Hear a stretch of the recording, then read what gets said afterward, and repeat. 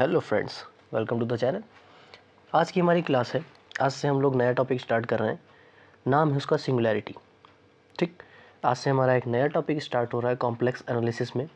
अगर आप लोगों ने प्रीवियस लेक्चर्स नहीं देखे तो प्लीज़ आप लोग जाके वहाँ से विजिट करके देख सकते हैं, प्लेलिस्ट में पड़े हुए हैं।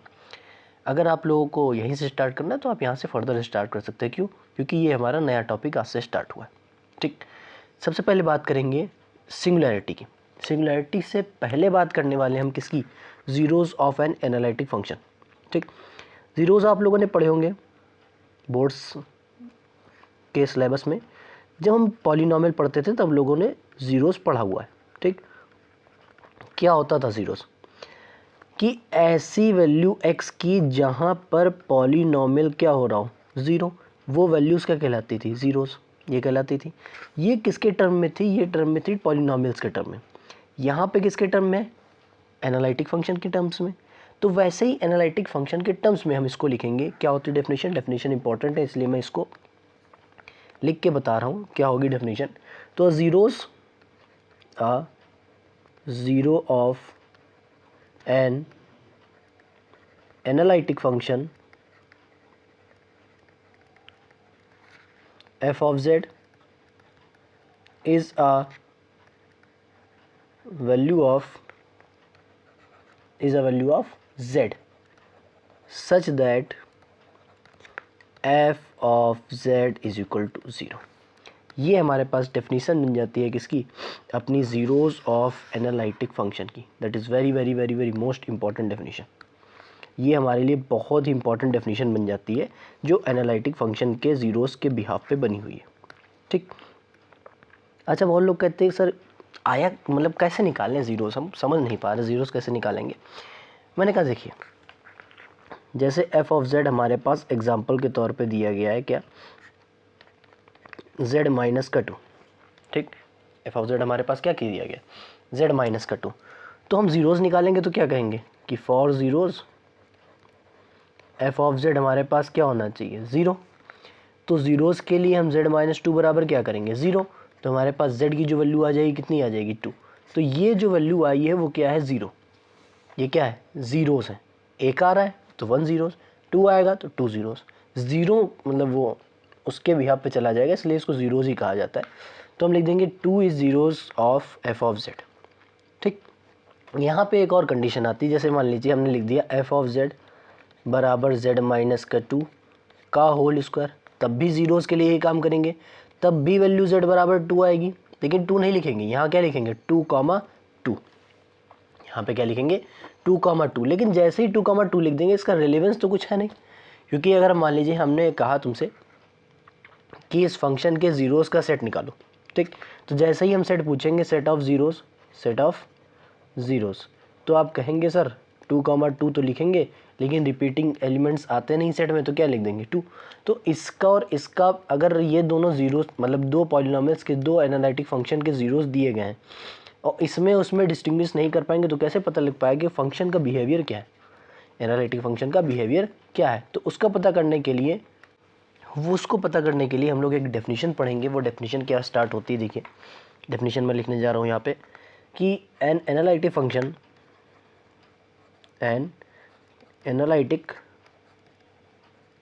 फंक्शन f ऑफ z, हमारे पास कोई एनालिटिक फंक्शन है जो f ऑफ z है, is said to be have zero of order m। इस चीज़ पे हम बॉक्स बनाते हैं, इस चीज़ को याद रखिए क्या लिखा हुआ है? Zero of order m, zero of order m at z बराबर a। दैट इज अगर ज़ीरो ऑफ ऑर्डर a रख रहा है वो भी ज़ीरो और ऑर्डर m एट z बराबर a, इसका मतलब क्या है कि जो z बराबर a है क्या? 0, उसकी ऑर्डर क्या है? m। तो हम इसको लिखते हैं z minus a to the whole power m। ठीक, बस यहाँ पे एक फाई z लिख देंगे। ऐसा कंपलसरी तो है नहीं कि फाई z ना आता हो, phi z in the sense अब मान लो यहाँ पे z लिखा हो तो ऐसा तो है नहीं कि हम लिख नहीं सकते। लेकिन z बराबर 2 पे जो ऑर्डर होगी वो कितनी होगी? 2। यहाँ पे m ऑर्डर था, पावर m लगाया, यहाँ पे 2 कितनी बार आ रहा है, 2 बार, तो ये 2 ऑर्डर का होगा। लेकिन ज़रूरी थोड़ी ना यहाँ पे कोई कुछ लिखा ना हो, लेकिन हो सकता है। लेकिन अब इसका ज़ीरोस निकालेंगे तो ये कब ज़ीरो होगा, z बराबर 0 पे, तो उसका ज़ीरो अलग है, इसके ज़ीरो की बात अलग हो रही है, ठीक। और यहाँ पे कंडीशन भी होती है, when phi of a does not equal to 0। ये कंडीशन बहुत इंपॉर्टेंट है, क्योंकि अगर फाई ऑफ a भी अगर 0 हो जाएगा तो वो तो ऑर्डर भी बढ़ जाएगी ना। यहाँ पे खाली ये इंपॉर्टेंट है कि z बराबर a पे ऑर्डर कितनी होगी, m। ऑर्डर का मतलब है यहाँ पे उस पूरे एक्सप्रेशन पे पावर कितनी होगी, m। लेकिन अगर इफ़ f ऑफ z बराबर कितना आ जाएगा, z minus a into phi of z, where phi of a does not equal to 0, then we say that a is simple 0। a हमारे पास क्या होगा, सिंपल 0 होगा। सिंपल 0 का मतलब क्या है सर, सिंपल 0 का मतलब है कि 0 ऑफ ऑर्डर 1। जब कभी भी कोई भी सिंगुलैरिटी ऑर्डर 1 की आ जाएगी तो हम कहेंगे वो ज़ीरो जो है वो सिंपल ज़ीरो है, या फिर सीधा कह देंगे कि वो ज़ीरो किसका है, ऑर्डर 1 का है। क्या किसी को कोई प्रॉब्लम? अब जैसे ये वाला क्वेश्चन था, ये वाले में क्या लिखेंगे, ये सिंपल ज़ीरो है एट z बराबर 2, सिंपल ज़ीरो एट z बराबर 2। यहाँ पे क्या लिखेंगे, यहाँ पे लिखेंगे zero of order 2 at z बराबर 2। क्या किसी को कोई प्रॉब्लम? क्या इतने में कोई प्रॉब्लम? पहले ज़ीरोज़ याद रखना है। ज़ीरोज़ कब होंगे, जब एफ ऑफ जेड किसके बराबर होगा, 0 के, ऑब्वियस सी बात है। फिर देखा कई सारे एग्जांपल्स हो सकते हैं, क्यों इसकी ज़रूरत क्या है, मतलब जैसे हमने कहा z बराबर 2 इसका भी 0 है, z बराबर 2 इसका भी 0 है। तो यहाँ हमने सिर्फ कहा एग्जांपल के बेसिस पे कि ये फंक्शन दिया गया, ये फंक्शन दिया गया, दोनों के सेट ऑफ ज़ीरोज़ निकाल लो। सेट ऑफ ज़ीरोज़ का मतलब ज़ीरोज़ के जितने एलिमेंट्स हैं उन एलिमेंट्स को निकाल लो, तो हमारे पास जो सेट होगा वो ज़ीरोज़ का ही सेट बताएगा।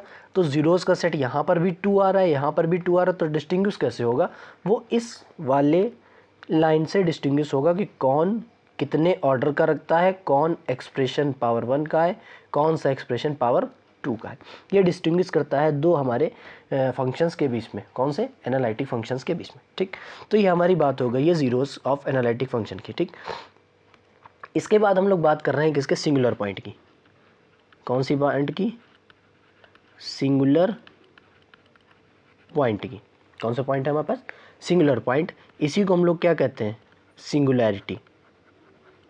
इसी को हम लोग क्या कहते हैं, सिंगुलैरिटी। देखिए सिंगुलैरिटी क्या होती है, सिंगुलर पॉइंट क्या होता है। डेफिनेशन लिखते हैं, अ सिंगुलैरिटी, सिंगुलैरिटी, एक जो सिंगुलैरिटी है ऑफ अ फंक्शन, किसी भी फंक्शन की, is the point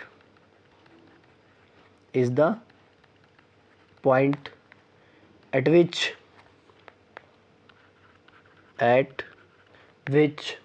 the function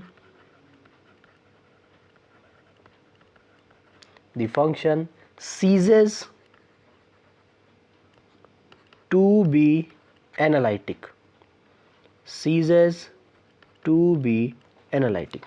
singularity किसी फंक्शन की एक ऐसा पॉइंट है जो फंक्शन की एनालिटिसिटी को सीज करता है, या जहाँ पर जिस पॉइंट पर फंक्शन एनालिटिक नहीं होगा उस पॉइंट को हम लोग क्या कहेंगे, सिंगुलैरिटी कहेंगे। सिंपल और सीधी भाषा में हम ये समझते हैं कि जिस भी पॉइंट में फंक्शन क्या ना हो अपना एनालिटिक, तो वो उस पॉइंट पे क्या होगा, सिंगुलैरिटी को रिप्रेजेंट करेगा, या वो पॉइंट क्या होगा, हमारा सिंगुलर पॉइंट होगा। जिसके लिए एक बहुत ही फेमस एग्जांपल बता दिया जाता है ऐसे ही कि मान लीजिए एफ ऑफ जेड बराबर जेड माइनस का 2 है, 1/z माइनस 2 है। अब मैं इसकी बात कर रहा हूँ, फंक्शन में आप लोग पढ़ चुके हैं जब आप +2 की तैयारी कर रहे थे बोर्ड्स के एग्जाम के पहले, तो आप लोगों ने डोमेन और रेंज पढ़ा था। इसमें कहा जाता था, मान लीजिए अगर रियल फंक्शन है हमारे पास, इसमें ही कहा जाता था, रियल फंक्शन के बेसिस में देखेंगे तो ज़्यादा समझ में आएगा। रियल फंक्शन जब पढ़ते थे तो हमसे कहा जाता था कि एफ ऑफ एक्स अगर 1/x के बराबर है, तो ये जो फंक्शन होता था ये कैसा फंक्शन होता था, रेशनल फंक्शन। ये कैसा फंक्शन होता था, रेशनल फंक्शन। तो रेशनल फंक्शन में हम लोग ये देखते थे कि न्यूमरेटर अपॉन डिनोमिनेटर आ रहा है। जैसे ही न्यूमरेटर अपॉन डिनोमिनेटर आया तो हम लोग कह देते थे कि डोमेन के जो डिनोमिनेटर है वो डिनोमिनेटर में कोई ना कोई एक्सप्रेशन आ रहा है, तो डिनोमिनेटर का जो कुछ भी है वो 0 के बराबर ना हो। तो x does not equal to 2, x से 2 अगर हटा देंगे, मतलब डोमेन में से 2 हटा देंगे तो ये हर जगह वैलिड है। तो यहाँ पे जो डोमेन होगा उसका वो होगा रियल नंबर माइनस का 2।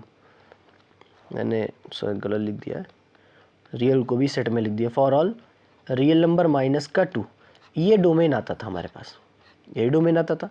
इस डोमेन को हम लेते थे। यहाँ पे क्या करेंगे, हम सीधा ये बताएंगे, पहली बात तो ये रेशनल फंक्शन है, कहा जाएगा but z minus 2 but at z बराबर 2 f of z is not analytic. Analytic का मतलब क्या होता था, डिफरेंशिएबल। याद होगा एनालिटिसिटी मैंने बताई है, आप लेक्चर 1, 2, 3 शुरुआत से जब देखेंगे तो हम लोगों ने सबसे पहले कॉम्प्लेक्स नंबर पे बात की थी, उसके बाद एनालिटिक फंक्शन बात की थी, CR इक्वेशन बात की थी, और थ्योरम करी है नेसेसरी वाली, सफिशिएंट वाली जो थ्योरम्स थी वो वाली करी है। नहीं की हो तो बता सकते कमेंट बॉक्स में, मैं करके बता दूंगा, प्रॉब्लम नहीं है अगर नहीं आती होगी आप लोगों को। तो एट z बराबर 2 पे फंक्शन एनालिटिक नहीं है। जब फंक्शन एनालिटिक नहीं है तो z बराबर 2 हमारा क्या होगा, सिंगुलैरिटी, या फिर ये क्या हो जाएगा, सिंगुलर पॉइंट। z बराबर 2 हमें क्या रिप्रेजेंट करेगा, सिंगुलर पॉइंट। ये हमारे होते हैं सिंगुलर पॉइंट जहाँ पे फंक्शन एनालिटिक नहीं होता है। ठीक, अब सिंगुलैरिटी पढ़ने के लिए, सिंगुलैरिटी कई प्रकार की होती, सिंगुलैरिटी पढ़ने के लिए हम लोग थोड़ा सा अपने प्रीवियस वाले लेक्चर को देखते हैं। प्रीवियस लेक्चर में, जो पिछले लेक्चर में कल बताया है, कल तो मैंने क्वेश्चंस कराए हैं, उसके पहले लेक्चर में हम लोगों ने लॉरेंट एक्सपेंशन पढ़ा हुआ है या लॉरेंट सीरीज पढ़ी हुई है। ठीक, लॉरेंट सीरीज़ क्या होती थी, लॉरेंट सीरीज हमारे पास आती थी f ऑफ z बराबर समेशन n की वैल्यू कहाँ से कहाँ तक, 0 से इन्फाइनेट तक, वहाँ क्या थी 1 से इन्फाइनेट तक। ठीक, a n z to the power z minus a to the power n sorry, अगला जो आता था समेशन वो आता था n बराबर 1 से इन्फाइनेट बी एन और z माइनस a की होल पावर माइनस का n। ठीक, ये हमारे पास क्या होता था, लॉरेंट एक्सपेंशन। ठीक, ये एक पॉजिटिव पावर्स वाला सेट है, मतलब सीरीज है, ये एक निगेटिव पावर्स वाली सीरीज है। जो पॉजिटिव पावर वाली सीरीज है इसको हम लोग कहते हैं रेगुलर पार्ट, रेगुलर पार्ट। और यही जो रेगुलर पार्ट है इसको हम लोग कह देते हैं क्या, टेलर एक्सपेंशन। इस चीज़ को आप याद रखिएगा, इस वाले पार्ट को क्या कहा जाता है, टेलर सीरीज या टेलर्स एक्सपेंशन। ठीक, तो टेलर पूरा का पूरा रेगुलर पार्ट को रिप्रेजेंट करता है। ठीक, ये वाला जो पार्ट होता है इसे कहते हैं प्रिंसिपल पार्ट, नाम याद रखिएगा, इसे कहते हैं प्रिंसिपल पार्ट। तो याद रखेंगे जो लॉरेंट एक्सप्रेशन है जो लॉरेंट एक्सप्रेशन है वो हमारा रेगुलर पार्ट और प्रिंसिपल पार्ट दोनों से मिलके बना है। रेगुलर पार्ट जो होगा वो टेलर सीरीज को रिप्रेजेंट करेगा और प्रिंसिपल पार्ट हमारा z की पावर निगेटिव को रिप्रेजेंट करेगा। ठीक, ये चीज़ आप याद रखेंगे तो हमें पोल्स और इसेंशियल सिंगुलैरिटी में कोई प्रॉब्लम नहीं होगी। ठीक, चलिए स्टार्ट करते हैं अपना जो नई सिंगुलैरिटी है उसको सॉल्व करना। ठीक, नई सिंगुलैरिटी हमारे पास आती है, अभी हम लोग आइसोलेटेड और नॉन आइसोलेटेड की बात नहीं कर रहे हैं, हम सीधा मेन सिंगुलैरिटी की बात कर रहे हैं। आइसोलेटेड नॉन आइसोलेटेड के पार्ट आ जाते हैं वो सब, तो हम लोग सीधा मेन सिंगुलैरिटी की बात कर रहे हैं। दैट इज़ फर्स्ट है removable singularity, sorry removable singularity. अच्छा, रिमूवेबल सिंगुलैरिटी का मतलब क्या है, नाम सही दिख रहा है, एक ऐसी सिंगुलैरिटी जिसको हम रिमूव कर सकते हैं। ठीक, रिमूव करने का इन द सेंस हमारे पास ये है, पहले मैं डेफिनेशन लिख देता हूँ तो आपको समझ में आएगा रिमूव करने का सेंस यहाँ पे है क्या। ठीक, देखो, इफ द प्रिंसिपल पार्ट, देखो प्रिंसिपल पार्ट आ गया, इसीलिए मैं कह रहा हूँ उसको याद रखिएगा। जो हमारे पास लॉरेंट एक्सप्रेशन होता है वो हमारा प्रिंसिपल पार्ट और रेगुलर पार्ट से मिलके बना है। रेगुलर पार्ट जो होता है वो टेलर को रिप्रेजेंट करता है और प्रिंसिपल पार्ट जो होता है वो जेड वाले निगेटिव की वैल्यू को रिप्रेजेंट करता है। ठीक, तो हमारे पास ये क्या है, the principal part of F of Z contains no terms, number of terms नहीं है ये, नो टर्म्स, नो टर्म्स। जब वो टर्म एग्जिस्ट ही नहीं करेंगे इसका मतलब क्या है, बी एन बराबर ज़ीरो। ज़रा गौर करिए इधर, यहाँ मैंने क्या लिखा था प्रिंसिपल पार्ट में, B N Z minus A to the power minus N. ठीक, जब प्रिंसिपल पार्ट होगा ही नहीं इसका मतलब क्या है, बी एन हम मान लिया, बी एन क्या है इसका कोफिशिएंट। जब कोई एलिमेंट होता नहीं तो मतलब उसका कोफिशिएंट वहाँ पे कितना होगा, ज़ीरो। तो वही कोफिशिएंट हमने कितना माना है यहाँ पे, ज़ीरो। ठीक, तो यहाँ पे हमने लिया है कि कोई टर्म एग्जिस्ट नहीं करता है, कोई टर्म नहीं है इसमें जो प्रिंसिपल पार्ट वाला है, तो बी एन कितना हो जाएगा, ज़ीरो।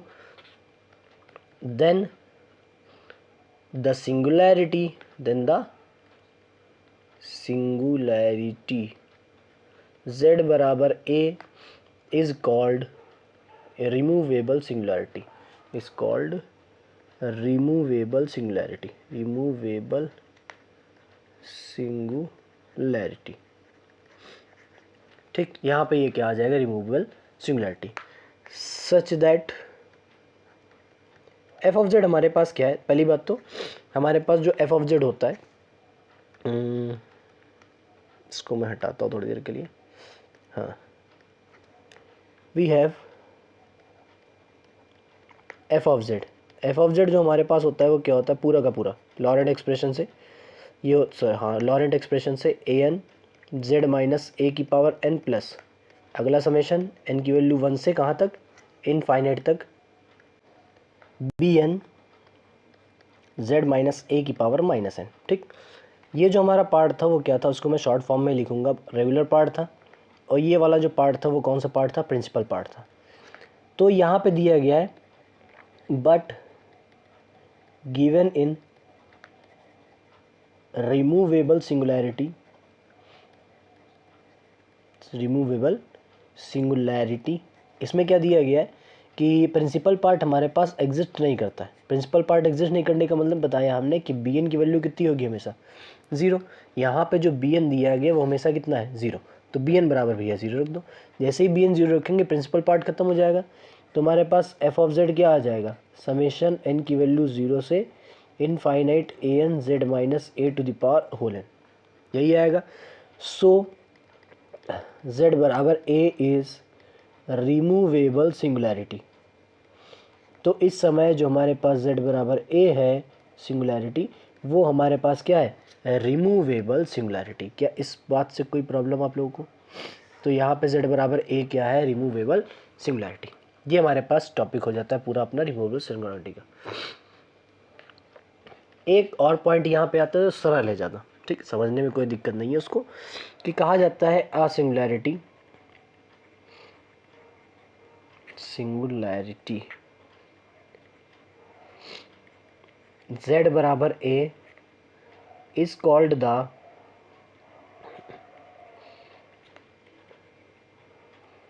रिमूवेबल सिंगुलैरिटी इफ़, ये रिमूवेबल सिंगुलैरिटी तभी होगी जब limit z tending to a F of z क्या होगा, फाइनाइटली एग्जिस्ट। ये हमारा सरल सी बात हो जाती है समझने के लिए, बट थ्योरी में थोड़ा समझना अच्छा लगता है कि ये थ्योरी अगर आप याद रखेंगे और कहीं पे जाके कोई पूछता है तो बोलेंगे तो हाँ थोड़ा सा इम्पैक्ट अच्छा पड़ता है। ठीक, चलिए चलते हैं एग्जाम्पल की तरफ। तो एग्जाम्पल क्या है हमारे पास, एग्जाम्पल बहुत ही ज़्यादा फेमस एग्जाम्पल है वो वाला। वो एग्जाम्पल क्या है, एग्जाम्पल मैं लिख रहा हूँ, एफ ऑफ जेड बराबर sine Z divided by Z. ठीक, ये हमारे पास एग्जाम्पल है, एफ ऑफ जेड बराबर sine Z divided by Z. ये जो एग्जाम्पल है बहुत ही ज़्यादा फेमस एग्जाम्पल है, किस लिए, सिर्फ और सिर्फ रिमूवेबल सिंगुलैरिटी के लिए। ठीक, ये वाला जो एग्जाम्पल है इसमें जेड की वैल्यू जो हम देख रहे हैं, जेड की वैल्यू अगर हम देख रहे हैं डिनोमिनेटर में, हमने कहा डिनोमिनेटर कभी भी जो ज़ीरो नहीं होना चाहिए। अभी अभी मैंने बताया था इस वाले क्वेश्चन में, कौन से क्वेश्चन में, ये कहाँ गया क्वेश्चन, इस वाले क्वेश्चन में कहा था डिनोमिनेटर कभी भी ज़ीरो नहीं होना चाहिए। तो डिनोमिनेटर ज़ीरो कब होगा, z बराबर 2 पे, तो उस वाले पॉइंट पे फंक्शन एनालिटिक नहीं होगा। पहली सी बात ये है। ठीक, तो यहाँ पे हम लोगों ने देखा है ये जो डिनोमिनेटर है वो ज़ीरो नहीं होना चाहिए। तो एट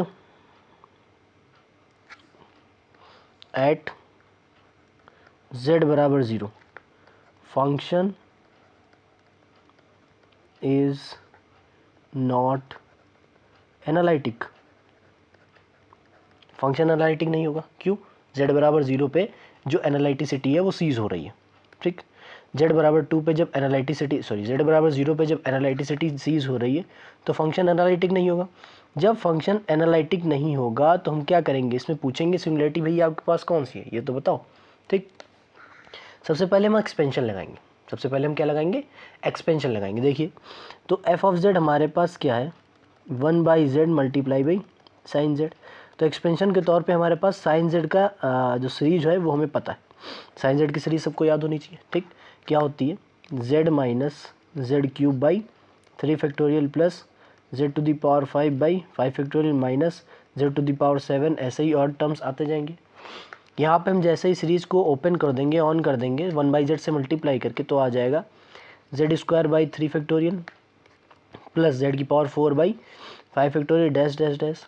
अब ये वाला एक्सप्रेशन हम देख रहे हैं, ठीक। और ये वाली डेफिनेशन देख रहे हैं। डेफिनेशन हम लोगों ने क्या पढ़ी रिमूवेबल सिंगुलैरिटी में, कि इसके पास प्रिंसिपल क्या लिखा हुआ है, principal part F of Z का होना ही नहीं चाहिए। नो टर्म्स का मतलब होना ही नहीं चाहिए, इसके पास कंटेन ही ना करे। जब कंटेन ना करे इसका मतलब bn कितना हो, ज़ीरो, और z की पावर माइनस में ना आती हो। तो आगे हम लोगों ने देखा क्या z की पावर माइनस में आ रही, नहीं। तो हमने क्या कहा, नो नो क्या लिख सकते हैं यहाँ पे, हाँ, there is not exist principal part, there is not exist principal part of F of Z. यहाँ पे कोई प्रिंसिपल पार्ट तो एग्जिस्ट नहीं कर रहा है, दैट इज बी एन की वैल्यू हमेशा यहाँ पे कितनी आ रही है, ज़ीरो। तो z बराबर ज़ीरो जो आई है वो क्या है, z बराबर zero is removable singularity. z बराबर ज़ीरो क्या है, removable singularity of F of Z. F of Z की ये रिमूवेबल सिंगुलैरिटी है। कैसी, किसी कोई दिक्कत?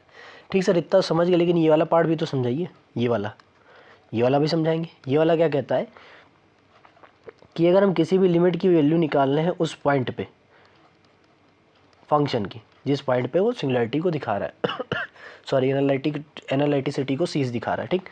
तो एफ ऑफ जेड ज़ीरो की वैल्यू रखेंगे, एफ ऑफ जेड की वैल्यू रखेंगे, यहाँ पे क्या आएगा, sine Z divided by Z. अब इतना तो पता ही है sine Z divided by Z की वैल्यू कितनी होती है, 1। कब जेड टेंड करेगा ज़ीरो की तरफ, तो ये वैल्यू क्या है, फाइनाइटली एग्जिस्ट करती है या नहीं, ये फाइनाइटली एग्जिस्ट कर रही है, इसलिए z बराबर ज़ीरो क्या है, हमारी रिमूवेबल सिंगुलैरिटी z बराबर ज़ीरो क्या है, हमारी रिमूवेबल सिंगुलैरिटी। क्या यहाँ तक किसी को प्रॉब्लम?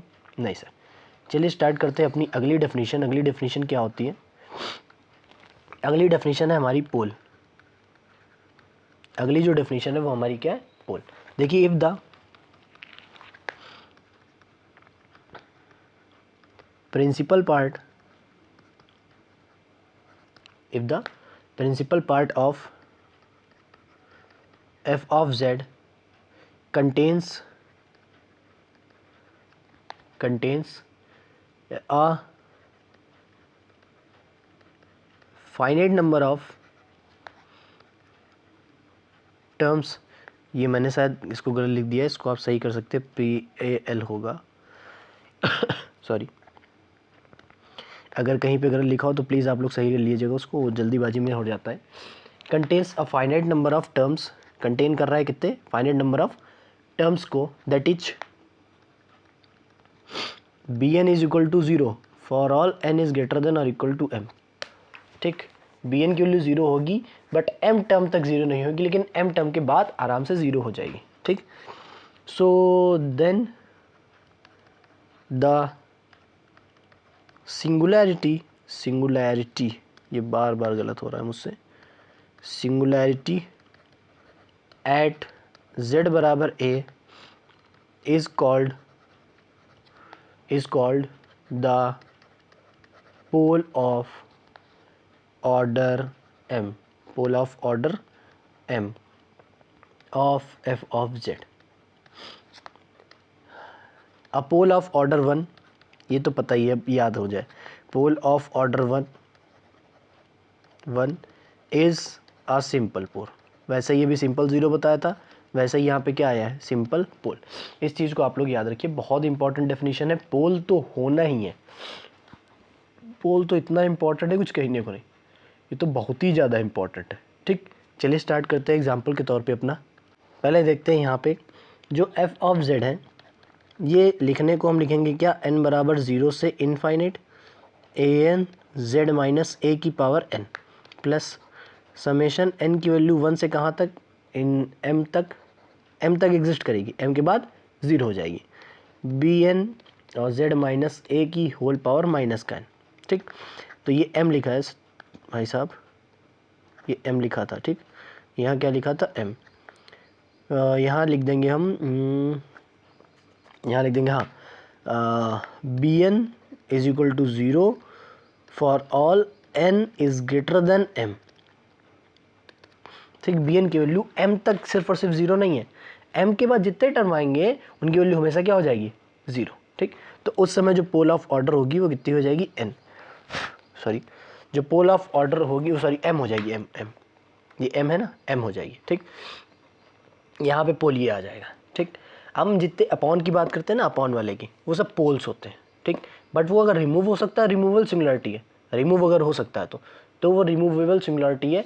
अगर रिमूव नहीं हो सकता है तो रिमूवेबल सिंगुलरिटी वो कभी भी नहीं होगी। ठीक, वो रिमूवेबल सिंगुलरिटी नहीं होगी। अगला जो हमारा आता है, जो पोल सॉरी सिंगुलरिटी आती है, दैट इज़ एसेंशियल सिंगुलरिटी। वो हमारी क्या है, एसेंशियल सिंगुलरिटी। और जो सिंगुलरिटी बची हुई है आप टेंशन मत लीजिए, मैं करा दूंगा। पहले ये जो इम्पोर्टेंट बहुत ज़्यादा वाली है ना, पहले उनको मैं कराना चाहता हूँ। ठीक, तो ये आखिरी है, इसको करके लेक्चर को एंड करते हैं अपने। क्या है, डेफिनेशन कर लेते हैं। The principal part contains infinite number of terms, infinite number of terms आएंगे, याद रखिए। That is B N does not equal to 0। ठीक, फॉर इनफाइनाइटली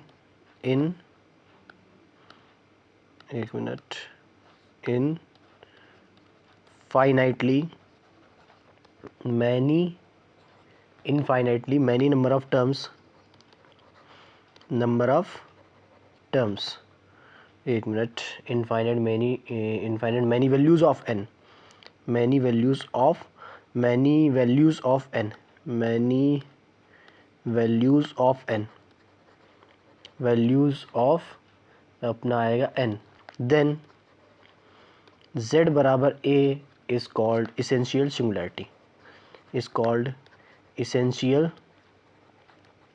सिंगुलरिटी। अभी ये इसेंशियल और नॉन इसेंशियल भी है, लेकिन आज के लिए मैं इतना ही रखूँगा और आगे मैं बताऊँगा क्या होगी। ठीक, इसके लिए एग्जाम्पल, बहुत ही अच्छा एग्जाम्पल होता है यूज़, जो होता है एफ ऑफ जेड बराबर ई की पावर 1/z। देखिए पोल्स का एग्जाम्पल इसने बताया, क्योंकि पोल्स पे भी काम हमें करना है। ठीक, पोल्स ही पढ़ना है, मेनली पोल ही है यहाँ पे सिंगुलरिटी में। जैसे कैलकुलस ऑफ रेजिड्यू अभी निकालेंगे हम लोग, जो चैप्टर है अगला, कैलकुलस ऑफ रेजिड्यू जब चालू करेंगे तो उसमें पोल्स ही है और कुछ है भी नहीं। ठीक, इसकी बात करेंगे e की पावर 1/z, तो e की पावर z की तो आपको वो याद होगी ना, क्या सीरीज़। जैसे ही सीरीज़ ओपन करते तो आता है 1 + 1/1 फैक्टोरियल और 1/z plus 1/2 factorial into 1/z का होल स्क्वायर, ऐसे ही आएगा ना, डैश डैश डैश। तो ये इनफाइनाइट नंबर ऑफ टर्म्स आ रहे हैं जहाँ पे z की वैल्यू, z मतलब सॉरी प्रिंसिपल पार्ट में इनफाइनाइट नंबर ऑफ टर्म आ रहा है कि नहीं, ये हमारा क्या हो जाएगा, रेगुलर पार्ट। और प्रिंसिपल पार्ट में कितने टर्म्स आ रहे हैं, इनफाइनाइट नंबर ऑफ टर्म्स बहुत सारे आ रहे हैं। किस पॉइंट के लिए, z बराबर 0 के लिए। तो z बराबर 0 इसका क्या होगा, इसेंशियल सिंगुलरिटी। z बराबर 0 इसका क्या होगा, इसेंशियल सिंगुलरिटी। ठीक, तो आज के लिए इतना ही। अगर आप लोगों को कोई प्रॉब्लम होती है तो आप लोग प्लीज़ कमेंट बॉक्स में कमेंट करके पूछ सकते हैं। तो मिलते हैं अगली क्लास, तब तक के लिए गुड बाय।